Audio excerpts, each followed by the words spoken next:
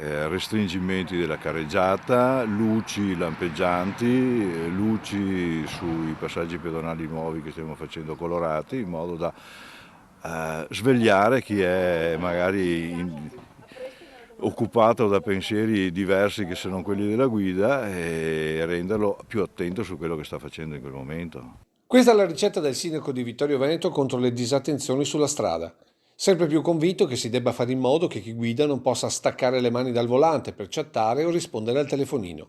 Ecco allora percorsi impegnativi che stimolino continuamente l'attenzione sulla strada per evitare che accada quello che è successo lungo Viale della Vittoria qualche sera fa, quando mamma di 55 anni e figlia di 17 sono state travolte da un'auto in pieno centro città su strisce pedonali ben illuminate. È in pieno centro, in un posto luminoso, su strisce pedonali per cali di attenzione della gente. Ecco allora alcuni esempi, come qui, davanti all'ospedale, dove sta per essere ultimato questo restringimento con piccoli dossi che impongono un rallentamento ai veicoli.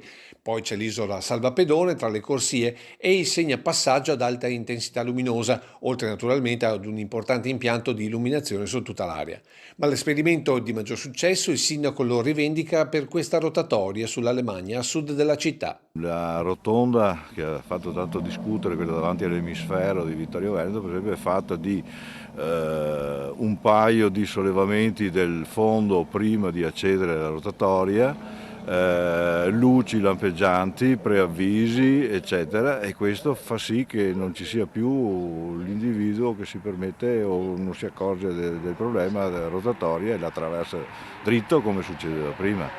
Non è più successo e quindi bisogna alzare il livello di attenzione. Non sono i 30 o i 40 km all'ora, bisogna stare attenti a quello che si sta facendo in quel momento.